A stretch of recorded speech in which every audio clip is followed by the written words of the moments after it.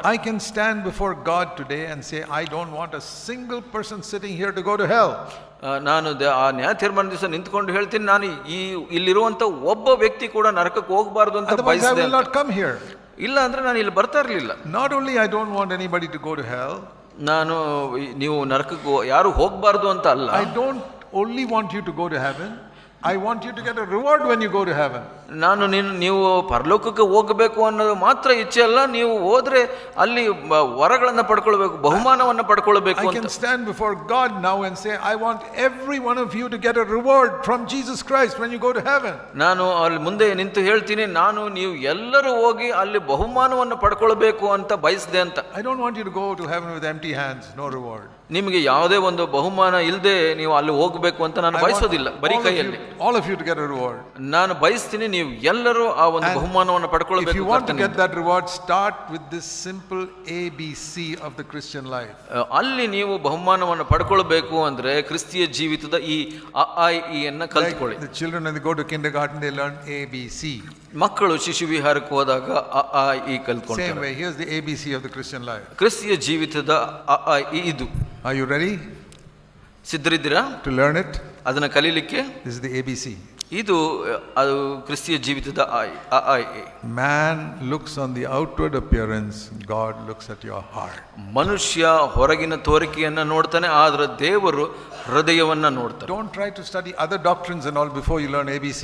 ಈ ಒಂದು ABC ಅ ಆ ಇ ಕಲಿಯೋ ಮೊದಲು ಬೇರೆ ಬೋಧನೆಗೆಲ್ಲ ಕಲಿಯಕ್ಕೆ ಹೋಗಬೇಡಿ. This is the first thing you need to learn. ಇದು ಮೊದಲನೇದಾಗಿ ಕಲ್ತ್ಕೊಳ್ಬೇಕಾದದ್ದು. Have you learned it? ಅದನ್ನ ಕಲ್ತಿದ್ದೀರಾ? Do you live every day recognizing God looks at your heart and not what you are on the outside? ಪ್ರತಿ ದಿವಸ ನೀವು ಹೀಗೆ ಜೀವಿಸ್ತೀರಾ, ದೇವರು ಹೃದಯವನ್ನ ನೋಡ್ತಾರೆ, ಹೊರಗಿನ ತೋರಿಕೆಯನ್ನಲ್ಲ ಅಂತ. Not the impression you're giving to others of how holy you are and how good Christian you are. ಬೇರೆಯವರು ಏನಂತಾರೆ, ಯಾವ ತರದ ನೀವು ಸಾಕ್ಷಿಯನ್ನ ಕೊಡ್ತಾ ಇದ್ದೀರಾ ಬೇರೆಗೆ, ಎಷ್ಟು ಶುದ್ಧನೋ ಪರಿಶುದ್ಧನೋ ಅಂತ ಹೇಳ್ತಾರೆ ಅಂತ, ಅದು ಮುಖ್ಯ ಅಲ್ಲ. Sometimes even your wife knows what type of person you are. ಕೆಲವು ಸಲ ನಿಮ್ಮ ಹೆಂಡತಿಗೆ ಗೊತ್ತಿರುತ್ತೆ ನೀವು ಯಾವ ತರದ ವ್ಯಕ್ತಿ ಅಂತ. Not only God, your wife also knows. ದೇವರು ಮಾತ್ರ ಅಲ್ಲ, ನಿಮ್ಮ ಹೆಂಡತಿಗೂ ಗೊತ್ತಿರುತ್ತೆ. I heard a story once. ಒಂದ್ಸಲ ಒಂದು ಕತೆ ಕೇಳಿದೆ. Of a preacher who was preaching a very high standard of holiness. ಒಬ್ಬ ಪ್ರಸಂಗಿ ಬಹಳ ಪವಿತ್ರತೆ ಬಗ್ಗೆ ಬಹಳ ದೊಡ್ಡದಾಗಿ ಮಾತಾಡ್ತಾ ಇದ್ದ. His wife was sitting there. ಹೆಂಡತಿ ಅಲ್ಲಿ ಕುಳಿತುಕೊಂಡಿದ್ಲು. And she said, John, don't forget I'm sitting here, I'm listening to you. John, ಮರಿಬೇಡ, ನಾನು ಇಲ್ಲಿ ಕುಂತ್ಕೊಂಡಿದ್ದೀನಿ ಅಂತ ಹೇಳಿದ್ಲು. I know you don't live like that. ಆ ಥರ ಜೀವಿಸಬೇಡಿ. Your wife may not be so bold to say that. She may be so loyal to you that she'll keep quiet. ನಿಮ್ಮ ಹೆಂಡತಿ ಹಾಗೆ ಹೇಳದೇ ಇರಬಹುದು, ಆಕೆ ನಿಮಗೆ ಯಥಾರ್ಥಳಾಗಿರಬಹುದು. But your wife knows how you live at home. ಆದ್ರೆ ನಿಮ್ಮ ಹೆಂಡತಿಗೆ ಗೊತ್ತಿರುತ್ತೆ ನೀವು ಹೇಗೆ ಜೀವಿಸ್ತೀರಾ. God knows much more. ದೇವರಿಗೆ ಅದಕ್ಕಿಂತ ಹೆಚ್ಚಾಗಿ ಗೊತ್ತು. I tell you, sin is more serious than cancer. ಪಾಪ ಅನ್ನೋದು ಕ್ಯಾನ್ಸರ್ಗಿಂತ ಗಂಭೀರವಾದದ್ದು. There's another disease nowadays called AIDS. ಇನ್ನೊಂದು ಕಾಯಿಲೆ ಇತ್ತೀಚಿನ ದಿನಗಳಲ್ಲಿ ಇದೆ, ಏಡ್ಸ್ ಅಂದ್ಬಿಟ್ಟು. Cancer, some people are cured.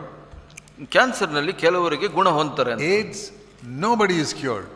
ಏಡ್ಸ್ನಲ್ಲಿ ಯಾರು ಆರೋಗ್ಯವನ್ನು ಹೊಂದಿಲ್ಲ, ಸ್ವಸ್ಥತೆ. Worst disease, it's a sexual disease, worst disease of all. ಒಂದು ಲೈಂಗಿಕ ಕಾಯಿಲೆ, ಅದು ಎಲ್ಲದಕ್ಕಿಂತ ಬಹಳ ಗಂಭೀರವಾದ ಕಾಯಿಲೆ. It is one way of God saying sexual sin is a terrible sin. That's why I have made this worst disease a sexual sin. ಒಂದು ತರದಲ್ಲಿ ದೇವರು ಹೇಳುವಂತ ರೀತಿ ಏನಂದ್ರೆ, ಲೈಂಗಿಕ ಪಾಪ ಬಹಳ ಗಂಭೀರವಾದದ್ದು, ಅದಕ್ಕಾಗಿ ಇದು ಇಂಥ ಕಾಯಿಲೆಯನ್ನು ಅನುಮತಿಸಿದ್ದೀನಿ ಅಂತ. And there's no cure for it. ಅದಕ್ಕೆ ಒಂದು ಸ್ವಸ್ಥತೆ ಇಲ್ಲ. But let me tell you, sin is worse than AIDS. ಅದಕ್ಕಿಂತ ಗಂಭೀರವಾದದ್ದು ಪಾಪ. I believe that. ನಾನು ನಂಬುತ್ತೇನೆ. If God gives me a choice between sin and AIDS, I say AIDS any day. I can still go to heaven. ದೇವರು ನನಗೆ ಆಯ್ಕೆಯನ್ನು ಕೊಟ್ಟರೆ, ನಿನಗೆ ಪಾಪ ಆರಿಸ್ಕೊಳ್ತೀಯಾ ಏಡ್ಸ್ ಆರಿಸ್ಕೊಳ್ತೀಯ ಅಂದರೆ ನಾನು ಏಡ್ಸ್ ಆರಿಸ್ಕೊಳ್ತೀನಿ. ಯಾಕೆ ಅಂದರೆ ಅದು ಬಂದ್ರೂ ನಾನು ಸ್ವರ್ಗಕ್ಕೆ ಹೋಗ್ಲಿಕ್ಕೆ ಸಾಧ್ಯತೆ ಇದೆ. There's a family that came to one of our CFC churches. CFC ಸಭೆಗೆ ಒಂದು ಕುಟುಂಬ ಬಂದರು. In a small town. ಇಂದು ಚಿಕ್ಕ ಪಟ್ಟಣದಲ್ಲಿ. They got AIDS in their unconverted days. ಅವರಿಗೆ ಒಂದು ಏಡ್ಸ್ ವ್ಯಾಧಿ ಬಂದಿತ್ತು ಅವರ ಪರಿವರ್ತನೆ ಆಗೋ ಮೊದಲು. Before they were married also. ಮದುವೆ ಆಗೋದಕ್ಕೆ ಮೊದಲೇ. And they were in some other religion. ಯಾವುದೋ ಒಂದು ಬೇರೆ ಧರ್ಮದಲ್ಲಿ. And they got this sickness. ಈ ಒಂದು ಕಾಯಿಲೆ ಅವರಿಗೆ. And then they got married. ನಂತರ ಮದುವೆ ಆಗಿದ್ರು. Then they got converted. They accepted Christ. ನಂತರ ಅವರು ಪರಿವರ್ತನೆ ಹೊಂದಿ ಕ್ರಿಸ್ತನನ್ನು ಸ್ವೀಕರಿಸಿದ್ರು. And they came to our church. ನಮ್ಮ ಸಭೆಗೆ ಬಂದರು ಅವರು. So, they were really born again. ಅವರು ನಿಜವಾಗಿ ಹೊಸದಾಗಿ They took ಹುಟ್ಟಿದ್ರು. baptism. ಅವರು ದೀಕ್ಷಾ ಸ್ಥಾನವನ್ನು But ತೆಗೆದುಕೊಂಡು. AIDS is such a sickness that can even be transmitted by the spit in our mouth. AIDS ಅನ್ನೋದು ಬಹಳ ಗಂಭೀರವಾದ ಕಾಯಿಲೆ. ಅದು ಒಂದು ಉಗುಳಿನಿಂದ ಕೂಡ ಹರಡುವಂಥ ಸಾಧ್ಯತೆ ಇದೆ. So we could not give them the breaking of bread and the cup in the main meeting. ನಾವು ಅವರಿಗೆ ಆ ಒಂದು ರೊಟ್ಟಿ ಮುರಿಯೋದನ್ನ ಕೊಡ್ಲಿಕ್ಕಾಗ್ಲಿಲ್ಲ So ಸಭೆಯಲ್ಲಿ. we would give it to them separately in the room for themselves. ಅವರಿಗೆ ಮಾತ್ರ ಒಂದು ಕೊಠಡಿಯಲ್ಲಿ ಕೊಡ್ತಾ ಇದ್ದು. If they touch it and somebody else touches it, it can cause ಅದು problems. ಮುಟ್ಟಿ ಇತರರಿಗೆ ಹರಡುವಂಥ ಸಾಧ್ಯತೆ ಇದೆ ಅಂತ. They finally died, ಕೊನೆಗೆ ಅವರು ಸತ್ರು. but they went to heaven. ಪರಲೋಕಕ್ಕೆ ಹೋದ್ರು ಅವರು. I will see them in heaven. ನಾನು ಅವ್ರನ್ನ ಪರಲೋಕದಲ್ಲಿ ನಾನು ನೋಡ್ತೀನಿ. AIDS cannot send you to hell AIDS ಯಾರನ್ನೂ ನರಕಕ್ಕೆ if you ಕಳಿಸೋದಿಲ್ಲ are born again. ಹೊಸದಾಗಿ ಹುಟ್ಟಿದ್ರೆ. But sin, ಆದರೆ ಪಾಪ, even if you have no sickness, ನಿಮಗೆ ಯಾವುದೇ ಒಂದು ಕಾಯಿಲೆ sin ಇಲ್ಲ is what ಅಂದ್ರೂ sends people to hell. ಆ ಒಂದು ಪಾಪ ನಿಮ್ಮನ್ನ ನರಕಕ್ಕೆ ಕಳಿಸೋ ಸಾಧ್ಯತೆ ಇದೆ. So my brothers and sisters, ನನ್ನ ಸಹೋದರ ಸಹೋದರಿಯರೇ, please take the word of God seriously. ದೇವರ ವಾಕ್ಯವನ್ನು ಗಂಭೀರವಾಗಿ ತೆಗೆದುಕೊಳ್ಳಿ ದಯವಿಟ್ಟು. There are many preachers preaching about many things.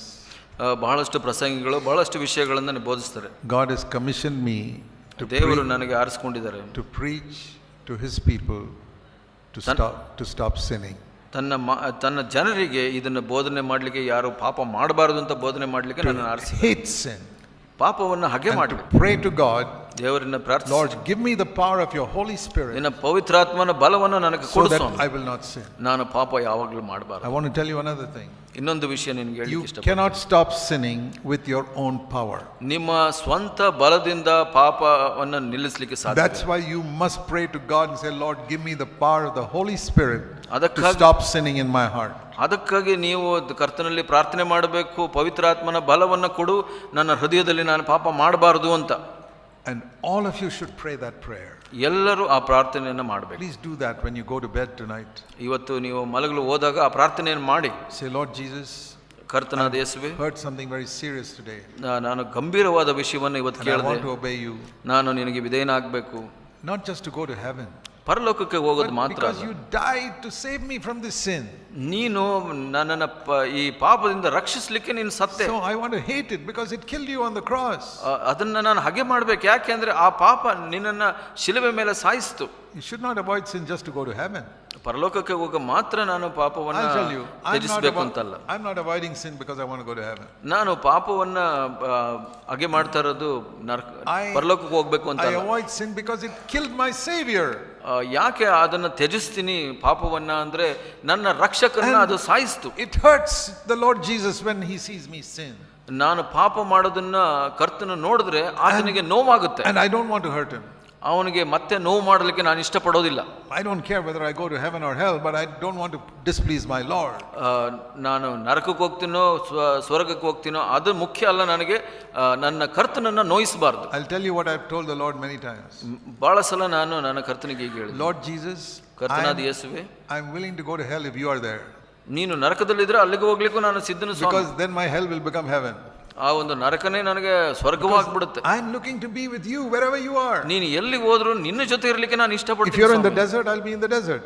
ನೀವು ಮರುಭೂಮಿಯಲ್ಲಿದ್ರೆ ಅಲ್ಲೇ ಇರ್ತೀನಿ ನಾನು I don't Swami. want to live in the comfort of the city if you're not there. ನಾನು ಒಂದು ಪಟ್ಟಣದಲ್ಲಿ ಅನುಕೂಲವಾಗಿ ಇರೋದಕ್ಕೆ ನೀನಿಲ್ಲ ಅಂದ್ರೆ ನಾನು ಇರೋದು ಬಯಸೋದಿಲ್ಲ. ನಾನು ನಿನ್ನ ಹತ್ರ ಇರಬೇಕು. I want to be where you are. ನೀನು ಎಲ್ಲಿದ್ದೀಯ ನಾನು ಅಲ್ಲಿ So ಇರ್ಲಿಕ್ಕೆ I'm not ಬಯಸ್ತೀನಿ. looking for heaven or hell. ಪರಲೋಕ ಅಥವಾ ನರಕವನ್ನು ಹುಡುಕ್ತಾ ಇಲ್ಲ In ನಾನು. one sentence I'll say like this. ಒಂದು ವಾಕ್ಯದಲ್ಲಿ ಹೀಗೆ ಹೇಳಲಿಕ್ಕೆ My ಇಷ್ಟಪಡ್ತೀನಿ. heaven is where Jesus is. ನನ್ನ ಸ್ವರ್ಗ ಎಲ್ಲಿ ಅಂದ್ರೆ ಎಲ್ಲಿ ಯೇಸು ಇದ್ದಾರೋ ಅಲ್ಲಿ. Even now. ಇವಾಗ ಕೂಡ. So I'm enjoying a little bit of heaven even now. ಇವಾಗ ಕೂಡ ಸ್ವಲ್ಪ ಸ್ವರ್ಗವನ್ನ ರುಚಿಸ್ತಾ ಇದ್ದೀನಿ. Because the Lord Jesus is with me. ಯಾಕೆ ಅಂದ್ರೆ ಯೇಸು ಸ್ವಾಮಿ ನನ್ನ ಜೊತೆ My ಇದ್ದಾರೆ. dear brothers and sisters, this is the real Christian life. ನಿಜವಾದ ಕ್ರಿಸ್ತ ಜೀವಿತ ಪ್ರಿಯ ಸಹೋದರ ಸಹೋದರಿಯೇ ಇದೇ ಆಗಿದೆ. Decide, Lord, I never want to displease you. ನೀವು ನಿರ್ಧಾರ ಮಾಡಿ ನಿನಗೆ ಯಾವತ್ತೂ ನಿನಗೆ ಅವಿಧೇನ ಆಗಬಾರದು Anything Swami. that displeases you in my thoughts or words, please help me to overcome that. ನಿನಗೆ ನೋವು ಮಾಡುವಂಥದ್ದು ಯಾವುದೇ ಆಗಿರಲಿ ನನ್ನ ಮನಸ್ಸಿನಲ್ಲಿ ಹೃದಯದಲ್ಲಿ ಅದು ಬೇಡ Because Swami. you love me so much as to die for me. ನನ್ನನ್ನು ಬಹಳವಾಗಿ ಪ್ರೀತಿಸಿ ನನಗಾಗಿ ಸತ್ತಿದೀಯ ಸ್ವಾಮಿ ನೀನು. How can I ever hurt you now? ನಾನು ಹೇಗೆ ನಿನಗೆ ನೋಯಿಸಲಿ? Let's pray. ಪ್ರಾರ್ಥಿಸೋಣ. Heavenly Father, ಪರಲೋಕ ತಂದೆಯೇ, I pray that every single person here will take seriously what they heard today. ಇಲ್ಲಿ ಇರುವಂಥವ್ರು ಎಲ್ಲರೂ ಯಾವುದನ್ನು ಕೇಳಿದರೋ ಅದನ್ನು ಗಂಭೀರವಾಗಿ ತೆಗೆದುಕೊಳ್ಳಿ. That from today their lives will be changed. ಇವತ್ತಿನ ದಿವಸದಿಂದ ಅವರ ಜೀವಿತ ಬದಲಾಗಲಿ ಸ್ವಾಮಿ. If they are already good people, let them become better people from today. ಅವರು ಒಳ್ಳೆಯವರಾಗಿದ್ರು ಇನ್ನೂ ಉತ್ತಮರಾಗಲಿ ಸ್ವಾಮಿ ಇವತ್ತಿನಿಂದ. Yes, Lord, every single person must find some change from today. ಇವತ್ತಿನಿಂದ ಇಲ್ಲಿ ಇದ್ದಂಥ ಪ್ರತಿ ಒಬ್ಬರು ವ್ಯತ್ಯಾಸವನ್ನು ನೋಡಬೇಕು. Remind them when they sleep tonight and go to bed tonight about the things they heard. ಇವತ್ತು ಮಲಗಲಿಕ್ಕೆ ಹೋದಾಗ ಅವರಿಗೆ ನೆನಪು ಮಾಡು ಸ್ವಾಮಿ ಅವರು ಕೇಳಿದ ವಾಕ್ಯಗಳನ್ನು. And remind them again when they get up tomorrow morning. ಬೆಳಗ್ಗೆ ಎದ್ದಾಗ ಅವರಿಗೆ ಮತ್ತೆ ನೆನಪು ಮಾಡು ಸ್ವಾಮಿ. Lord, bless each person as they obey you. ಅವರು ವಿಧೇಯರಾದಂತೆ ಪ್ರತಿಯೊಬ್ಬರನ್ನು ಆಶೀರ್ವದಿಸು ಸ್ವಾಮಿ. Pray in Jesus' name. ಯೇಸು ಸ್ವಾಮಿಯ ಹೆಸರಲ್ಲಿ ಪ್ರಾರ್ಥಿಸ್ತೀನಿ. Amen. ಆಮೆನ್.